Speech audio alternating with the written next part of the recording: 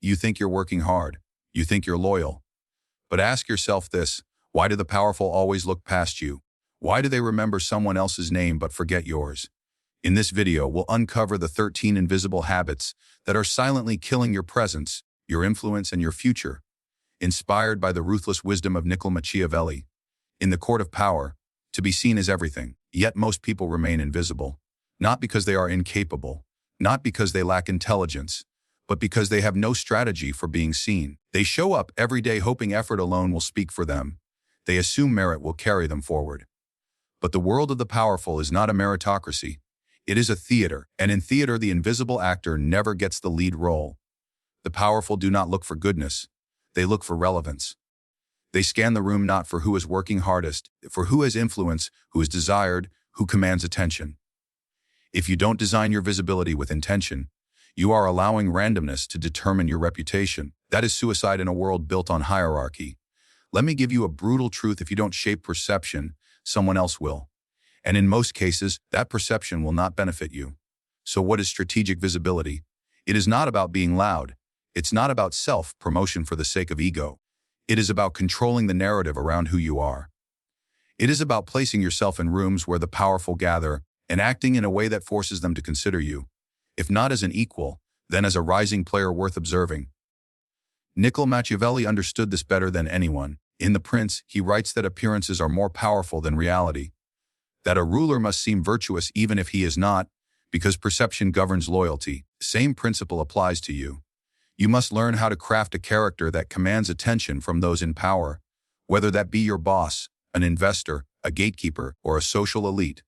The average man makes himself invisible by default. He walks into the room with slouched shoulders. His eyes search the ground. He waits to be spoken to. His energy is hesitant, unsure, unmemorable. If you ask someone in that room later who was there, they'll say, "I don't remember. That man existed, but he was not seen. He was background noise." And here's the secret: the powerful are not gods. They are not all-seeing. They're just busy. Busy protecting their own interests, managing their own image, scanning for threats or allies. If you don't flash on their radar, you are a ghost. So you must learn to plant signals in their field of vision: subtle gestures, sharp words, controlled presence. Every action becomes part of your strategy. Look at those who rise quickly. They're not always the most competent, but they are intentionally visible. They speak in meetings, not to contribute randomly, but to frame their thinking. They sit near power, not out of desperation, but to stay within the sphere of influence. They dress sharply, not as fashion, but as armor. They understand how to enter a room and claim attention without begging for it. This is visibility as a weapon. And then there are those who wait. They hope someone will recognize their potential. They do their tasks diligently, even excellently. But they avoid risk. They do not make themselves known. They think if they just stay humble and consistent, they'll be rewarded. This is a fantasy.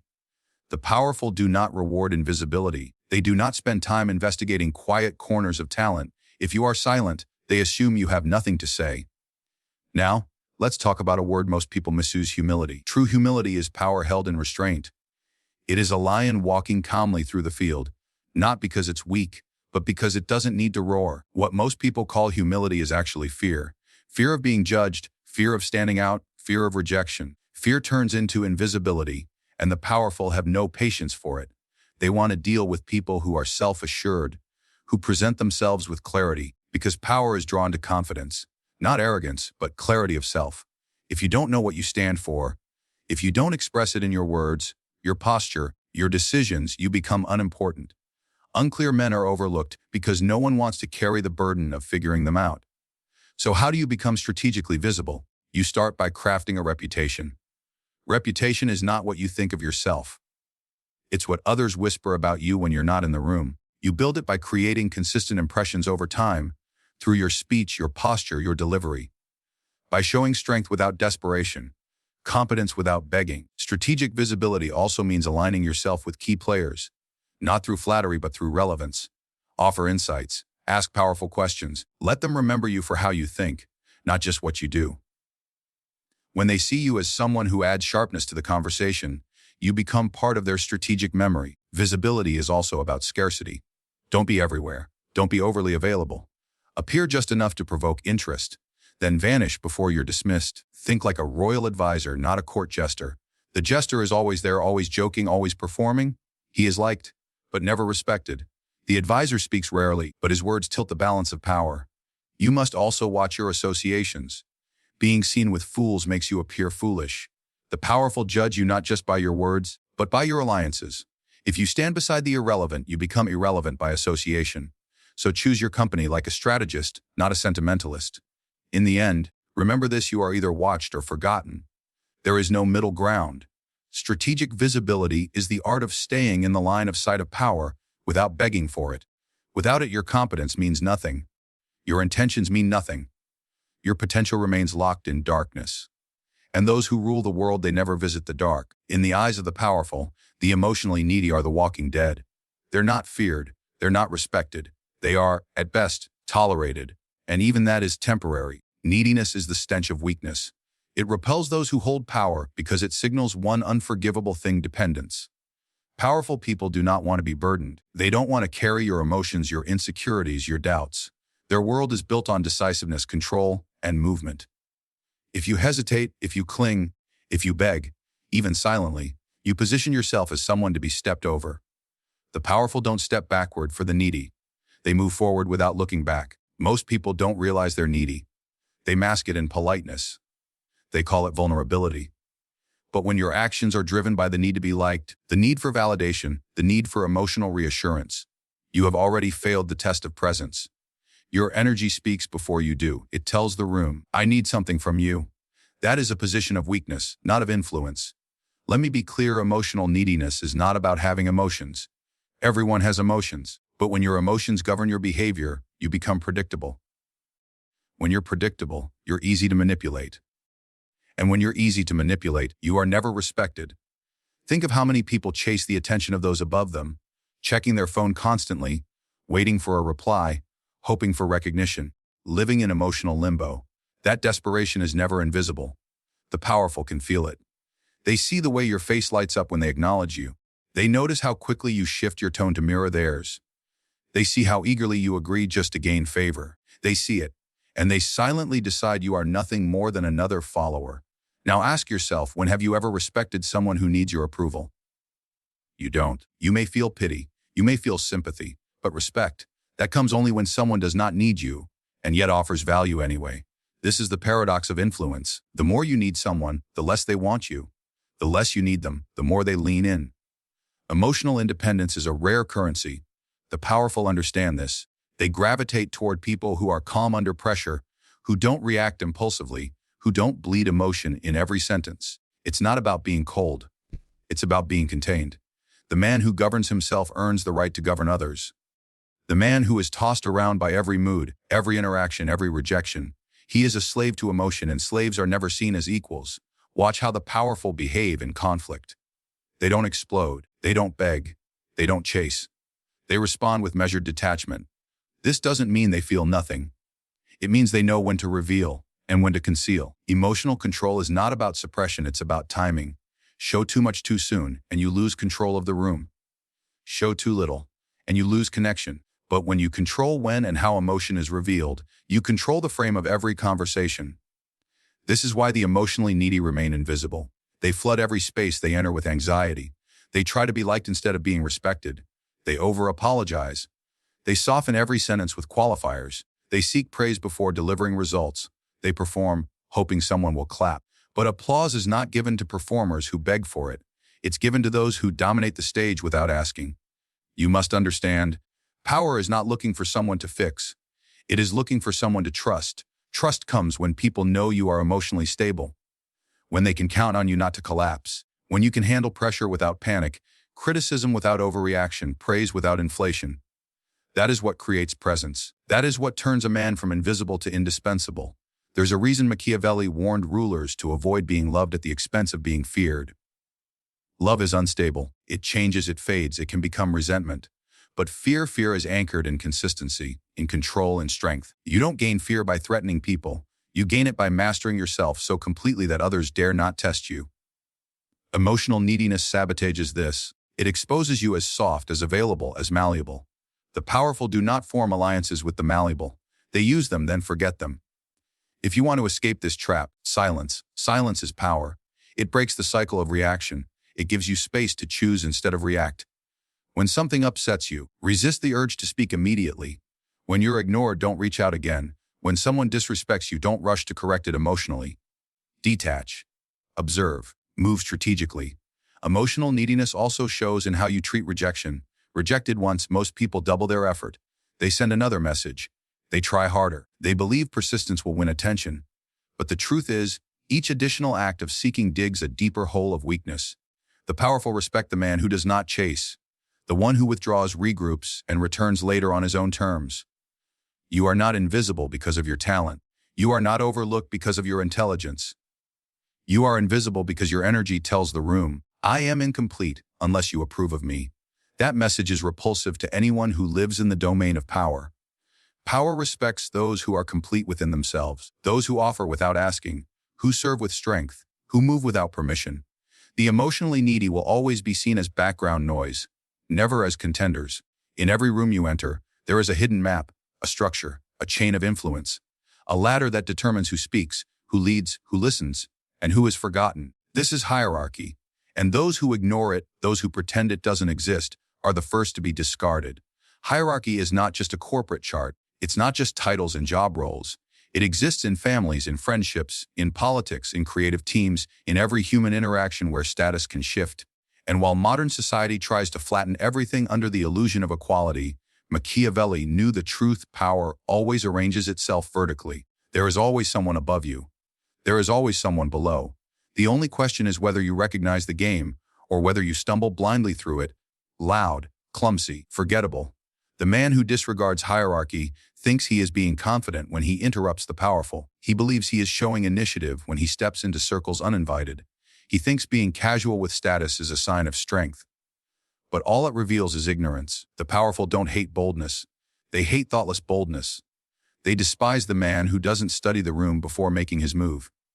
In courts and kingdoms, there was always a structure. The jester could make jokes, but never about the king.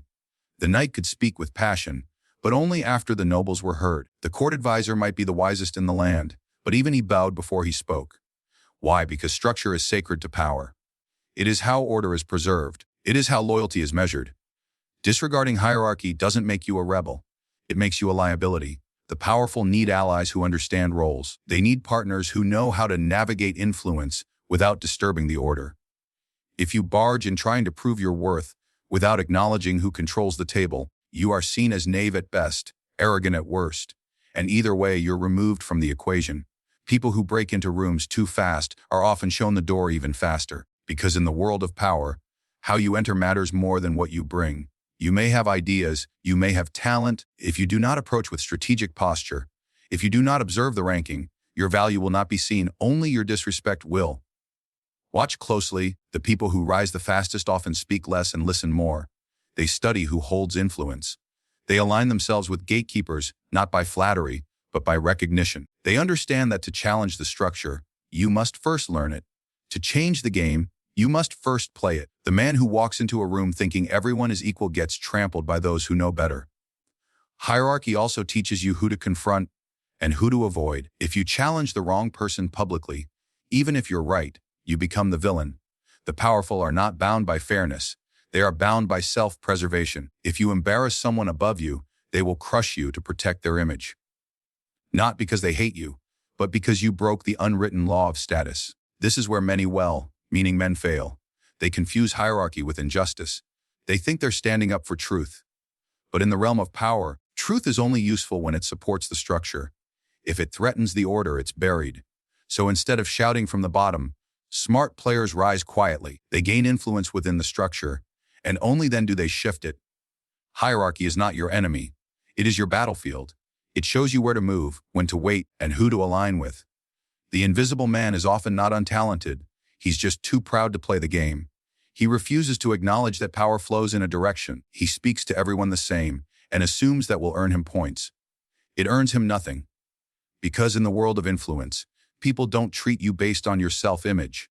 They treat you based on how well you understand your place and how skillfully you're able to shift it. Machiavelli warned rulers not to trust men who act without understanding politics. Power is not given to the loud, nor the brilliant. It's given to those who move like ghosts through hierarchy, gathering favor, avoiding traps, earning status step by step until their presence cannot be denied. When you ignore hierarchy, you expose yourself. You say too much to the wrong person. You confide in those who report upwards. You make moves that seem aggressive instead of calculated. And worst of all, you overstep boundaries that others spent years building. Then you wonder why you're not invited back. You wonder why your voice doesn't carry weight. You wonder why your presence doesn't ripple. It's not because you're not capable. It's because you never learned to respect the structure of power. There is a reason some people speak and silence falls, while others shout and no one listens. That reason is not always charisma. It is not always intelligence. It is positioning. Power listens to those who know how to speak upward. It dismisses those who speak from the wrong rung of the ladder. The man who speaks from the top is seen as a leader. The man who speaks from the bottom without permission is seen as noise. Your ability to influence the powerful depends on your understanding of rank. Not just theirs, but yours. If you don't know where you stand, you will step wrong. You'll ask for things too early. You'll act too familiar. You'll show your hunger, and hunger is not respected in the court of kings. It is pitied or punished. True power lies not in challenging hierarchy with emotion, but in mastering it with strategy. The moment you stop pretending that everyone is equal, you begin to move like someone who belongs among the powerful. And the moment they sense you understand their world, they will finally see you. Powerful people do not remember the harmless. They remember the useful. In every hierarchy, from ancient kingdoms to modern boardrooms, utility is the ultimate currency. If you cannot offer value, if your presence does not shift outcomes, ease burdens, or create leverage, then you are a shadow. You may exist, but you will never be seen. The biggest mistake people make when trying to enter the orbit of power is believing that being liked is enough. They think being polite, agreeable, supportive, and consistent will eventually open doors. But power is not sentimental. It does not operate on feelings. It operates on function. And if your function is not clear, your presence becomes irrelevant. People in positions of power are surrounded by demands. They are constantly evaluating who helps them move forward and who slows them down. This evaluation is silent. No one will tell you that you've been deemed useless. They will simply stop calling, stop responding, stop noticing. You will fade, not with a bang, but with indifference. What most people don't understand is that being useful doesn't mean being busy. It doesn't mean taking orders or staying late or doing what you're told. That's labor. Labor is replaceable. But utility, true, strategic utility, is when your presence alone changes the game, when what you bring to the table is irreplaceable. That might be insight. It might be access, it might be execution. But whatever it is, it must serve the ambitions of the powerful. Not your feelings, not your goals, theirs. Machiavelli understood this better than anyone. He wrote not for the common man, but for those who wish to dominate. And he made it clear, if you wish to stay close to power, you must be indispensable to it. A prince keeps a man who can solve problems, who can manage conflict, who can negotiate, who can fight. But a man who simply exists, who offers no edge, no leverage, no advantage, that man is forgotten, if he's lucky. Look around at the people who command attention. They're not always charming. They're not always the most talented in the room. But they provide something others can't. They speak and people listen because what they say moves things. They show up and doors open because their presence accelerates progress.